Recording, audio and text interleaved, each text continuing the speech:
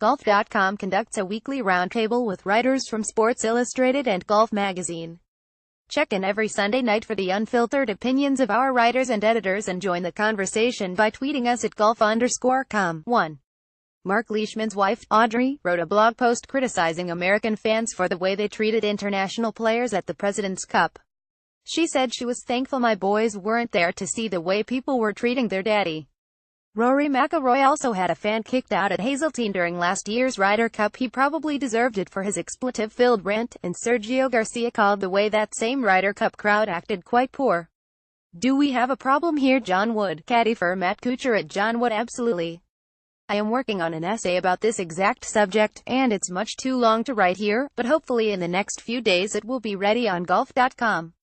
Stay tuned. Jeff Ritter, Digital Development Editor, golf.com at Jeff Ritter. John, that was a masterful way to request a deadline extension on your essay. A seasoned journalist couldn't have done it any better. And I agree. It's not the majority, but a few knucklehead fans have popped up in the past two U.S. team events and had a negative impact. Gotta clean that up. I'm just not sure how. Sean Zach, Associate Editor, golf.com at Sean. Zach, there's definitely a problem, but I'm not sure there's an easy solution. We want these team events to be fun, to be raucous, and more than anything, loud. So, we allow chanting on the first tee, players get into it, we allow the beer to flow and the celebrations to extend beyond the norm. I'm not saying it's right, but doesn't that make this result seem logical? Having one without the other seems a bit like fantasy land. Josh Sens, contributing writer, Golf magazine at Josh Sens. I think what we have is a confluence of a few things: the long-standing tribalism of sports and the loud idiocy of some fans, the massive media attention that now helps stoke these international rivalries, and the increasingly coddled world of the professional athlete. Sure, there's a lot of irritating and offensive noise out there. But if these golfers think they are up against unruly public treatment, they might consider what, say, Charlie Sifford dealt with when he was trying to scratch his way onto tour. Michael Bamberger, senior writer, Sports Illustrated. Davis Love has been talking about this lately in a more general way. Golf is a place to practice restraint. That tradition is part of what makes the game what it is. So many things in society are so loose. Golf needs to get back in touch with its own standards of decorum. Alan Shipnuck, senior writer, Sports Illustrated at Alan Shipnuck. The folks who run the cups can't have it both ways. They market jingoism, plaster flags everywhere, have military flyovers and other rah-rah displays of force, bring in alcohol companies as sponsors, and then demand restraint from the fans. The overcooked atmosphere is what makes the Ryder Cup fun. The President's Cup less so. It's a bummer when fans lose control, but what do the players and organizers expect? Fans cheer on the American squad during the 2017 President's Cup. Get Tour, too. Not long after dozens of pros went low at the Old Course in the final round of the Dunhill Links, including Ross Fisher's Corsair record 61, Gary Player tweeted that it was quite sad to see the Old Course of St. Andrews brought to her knees by today's ball equipment. This came just 2 days after Tommy Fleetwood set the Carnoustie Golf Links record with a 63 on Friday. Is this scoring blitz on the Ross home course likely to catch the attention of the governing bodies, or are we way beyond that point? Let me start by saying this: I love St. Andrews. An Open Championship at St. Andrews is as unique an event we ever get to participate in. It is special. That being said, without wind, with modern equipment, the Old Course doesn't have any defenses against today's pros. Without wind, and I mean strong winds, nearly every par 4 is a wedge second shot, and there are at least 3 drivable par 4s. Some would argue there are 5 for the longest hitters, and the 2 par 5s are both reachable, the 5th hole with a mid or even a short iron. The question becomes, does the RA want to artificially toughen the course up with more pot bunkers so no one can hit drivers, or do they preserve the course as it is for historical reference and just pray for wind? Ever heard of Mavericks, a surf invitational off the coast of Half Moon Bay? It's a brutal big wave surf break where they hold a one-day competition each year, and they give the competitors a range of dates. Only when the conditions are right do they announce the actual date of the competition. Maybe the RA can do that. The Open will be held in July, and when the forecast is for 25 miles per hour winds for 4 days, we will alert the competitors. Heck, I don't know the answer. Bamberger, we're looking at this the wrong way. I first played the Old Course in 1986. My goal then is the same as my goal now: play it with one ball, try to play better than bogey golf. For the super elites, par 5s don't exist anymore, but it really doesn't matter. We still all play a remarkably challenging and interesting cross-country game. Mavericks is great if you're one of the big wave legends. See Barbarian Days, Finnegan, W.M. But the old course is for any of us. Zach, it shouldn't take the old course being brought to its knees to catch the attention of the raw. To hope that the same course challenges better, stronger athletes when they have better equipment is foolish. I'm not saying the raw thinks that, but if this is the straw that breaks the camel's back, well, they're about 4 or 5 years too late on that realization. Ritter, we're way past the point where the governing bodies can be expected to step in and limit advances in equipment. It would help defend some of these classic courses, but it's not the only factor. Players today are stronger, eat and train smarter, and play on courses that are immaculate. And last week at the Dunhill, the pros had con wins and didn't play the extended open yardages. Add it all up and records were bound to fall. Fisher could have shot 59 on the old course on Sunday. Hey, there is always next year. Since this particular issue has been plain as day for a long time. Whether anything will be done is another matter. Our man Alan Shippick has argued persuasively for longer courses. I would still rather see a limited flight ball. Yes, I know that there are powerful interests that would oppose this.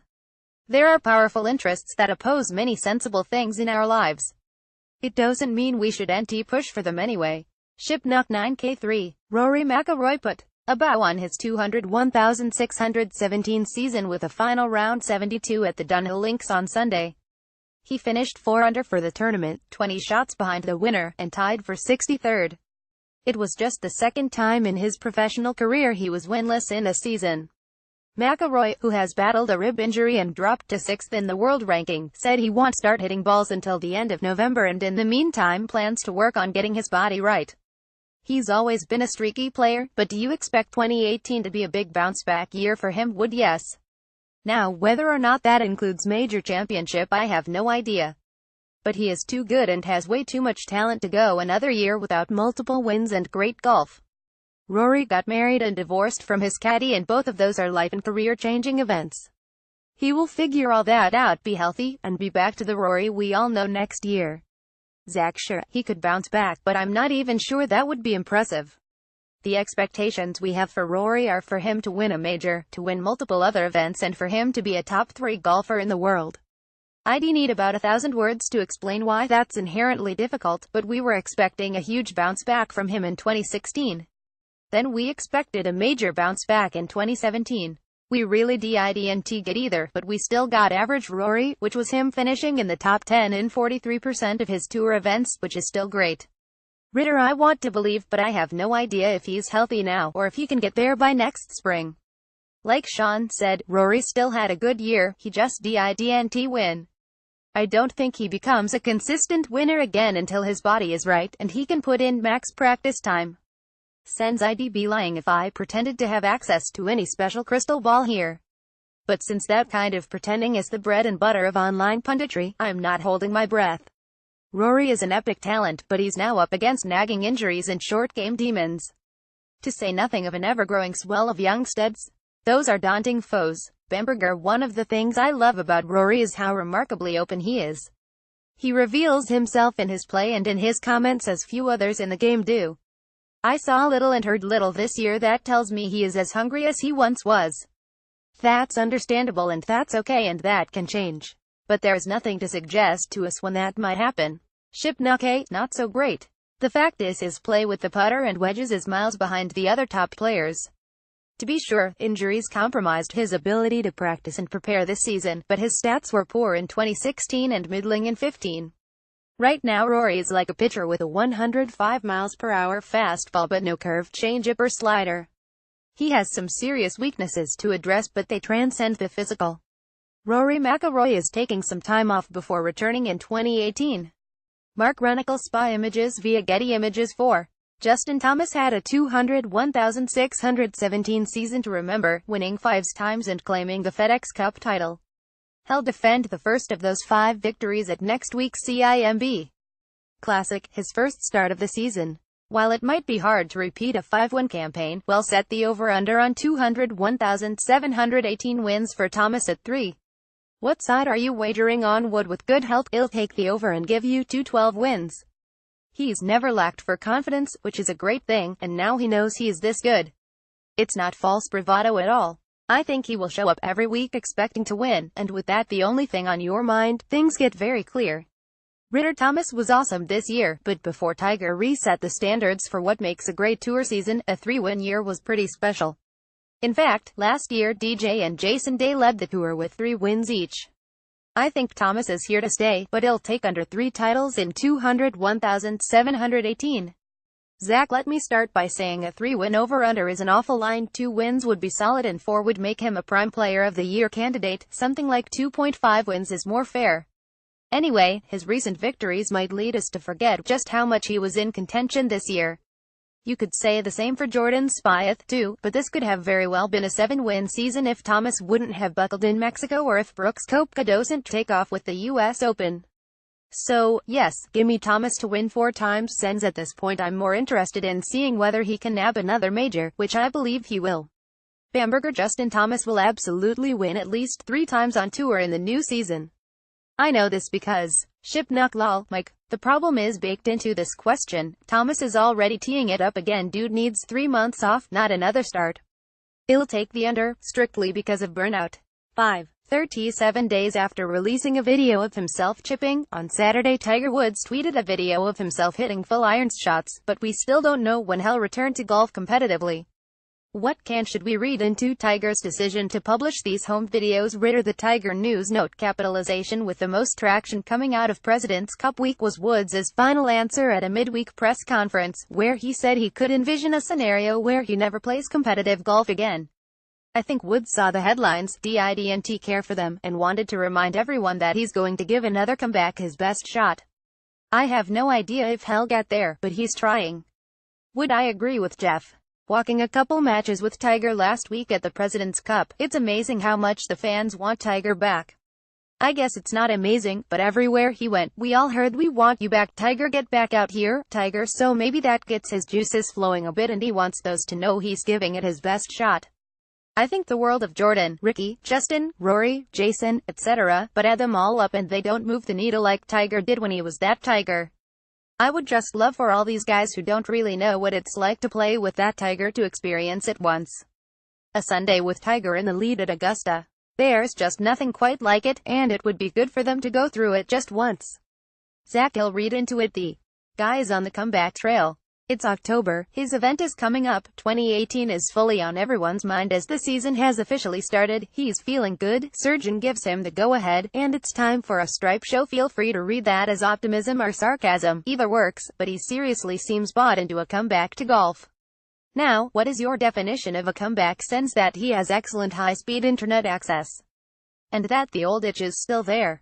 I suspect we will see him try to make a go of it at some point in 2018, even if only in his own charity event. Bamberger, what I read into it is Tiger's recognition that golf is among the most important things in his life, one of the main things that gives him purpose and stability and status, to say nothing of wealth. There are thousands of other people who could say the same. Shipnuck, I think it's about keeping his contracts in force. Deep down Tiger has to know that the magic is gone. But an injured athlete on the comeback trail can keep cashing checks. Once you're officially retired, a lot of those deals disappear. When will Tiger be back? We'll have to wait and see. Get Tour 6. Last week Pinehurst debuted the Cradle, a 789-yard 9-hole short course designed by Gil Hansa. Hansa and Pinehurst staff emphasized their newest invention is all about fun. In your mind, what's the most fun experience in the game? Ritter, playing with family or friends as the sun slowly sets, with no group in front of you to hold you up, and no one behind you to hurry things along. Give me that setup and the venue is irrelevant. Wood, for me, it's playing with your buddies as a kid. No organized tournament or officials needed. Just you and your buddies, $2 on the line, and the thought that every last putt was to win the U.S. Open or the Masters. Zach, give me 4 friends of equal ability playing wolf as the sun goes down, or give me 12 friends paired up in twin scramble teams trying to make a few birdies before the beers set in. Each offers plenty of Ash-X shots, and plenty of room for aggressive competition. Sense playing a briskly paced round with good friends on any course with decent greens with a few dollars on the line. Bonus points if this happens first thing in the morning, with the fairways still dewy, or at twilight, with the shadows long enough that you have to watch where you stand. Bamberger, the single most fun thing about golf is the sense of anticipation it gives its players. I once asked Billy Harmon, noted teacher and caddy, what he liked best about the game. He said, the ball in the air. Shipnuck, that's such a good answer. The feeling of a purely struck shot is still as much of a thrill as ever. I've accepted that it won't always wind up where I want it to, but nothing beats that feeling. Except, perhaps, when you've hit a good putt and a foot or two from the hole you know it's going in. Nirvana.